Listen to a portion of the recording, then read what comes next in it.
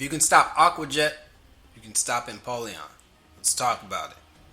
If you want to see a complete breakdown of the frame data of Aqua Jet, I made an Empoleon beginner guide in my normal Pokkén Basics course. This video will focus on specifically how to beat the different options from it and how to avoid the move altogether.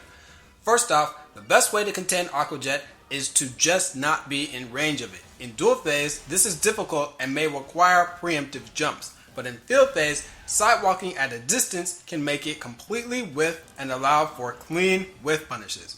Aqua Jet has 3 levels: close up, medium distance, and max distance. Level 1 is minus 20 on block, level 2 is minus 16, but level 3 is only minus 4. Opponents will cancel out of this to nullify their frame disadvantage on block, however.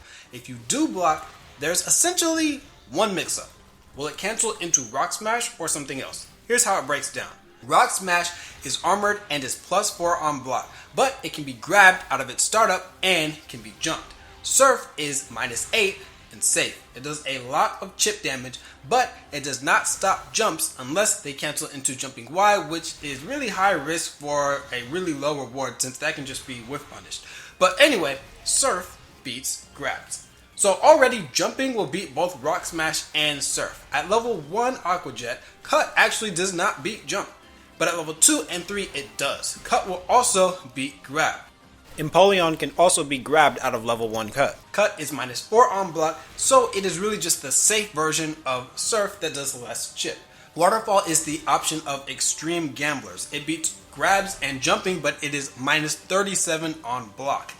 Yikes. And at level 3, this is a true block string into Aqua Jet, so this isn't even a mix up here. So there are 2 ways you can approach Aqua Jet: safely or greedily. In field phase, it is way better to approach it safely and just block it, and I'll explain why. None of these options lead to a throw, so there is no reason to turn this into a guess unnecessarily. Also, Rock Smash is the only option positive on block, and it pushes pretty far out. An immediate neutral Y or Aqua Jet right after will be level 2, generally at that spacing, which is 19 frame startup, but it is a mid-low, meaning you can jump over everything Empoleon can hit you with after blocking any Aqua Jet follow-up, except for jumping Y, which does no damage and just air resets. There's also back Y, but that hitbox is like very suspect. The only time back Y is an actual problem is if they do it immediately after you block Rock Smash, because they have to be at plus 4 and you have to be pretty far away. They can combo into Aqua Jet from this if you do that, but at any other time you can just jump away. And since they're doing it as a guess, they're not going to be doing it on reaction. You can just whiff punish the back Y if it whiffs. Block and jump this in field phase pretty much every time, in my opinion, or just back up a little bit.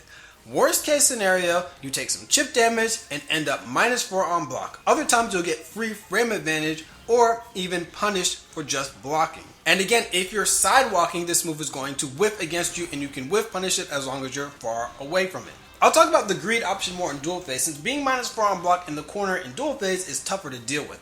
But for now, let's go over some of the other moves Empoleon can use to position itself for Aqua Jet.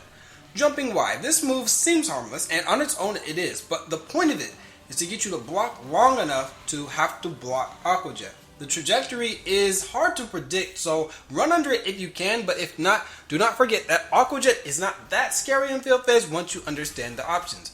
Forward A is Ice Beam. Ice Beam is an S tier priority projectile, but it is a low and can be jumped over preemptively. It also has poor tracking when sidestepping or sidewalking against it. Side Y and neutral Y are pretty annoying too, but just keep on moving laterally and Empoleon can't really lock you down. Ice Beam, same deal as field, but in dual, Empoleon is likely to use this to go into slide. Most of its slide options are just baby projectiles, but Hydro Cannon is pretty dangerous. The projectile part of it is not that big of a deal, but if it hits with its back, it is 0 on block. This can be armored, but it is hard to know when Empoleon will actually fly at you. Being 0 on block means Empoleon is very likely to use Drill Peck, which is 8A. This move, again, can be armored, and blocking it basically puts you into a level 1 Aqua Jet situation. The move alone is minus 24 on block, but Empoleons always cancel into the Aqua Jet options. Now, here is where we might want to get greedy. See, back Y in field phase isn't very good at controlling the air, but in dual phase, Empoleon has 8X and Drill Peck to stop preemptive jumps out of the corner. It also has 8Y, which is actually not too bad if it's right next to you. And this is after you block Rock Smash. If you just keep blocking, another 2Y into Aqua Jet is in store. So your main opportunities to escape are during the Aqua Jet itself, or after Empoleon commits to an anti-air option, which you can either whiff punish, or which will leave you positive on block. If you want to escape during Aqua Jet, counter beats Surf, Waterfall, and Cut, and a CADC can lead to a full combo. However, counter loses to the counter piercing Rock Smash. Some characters have ways to avoid level 1 or level 2 Aqua Jet, but these are very character and Aqua Jet level specific. Other than all that Aqua Jet stuff, just watch out for counterattack since it crumples on critical hit even when uncharged.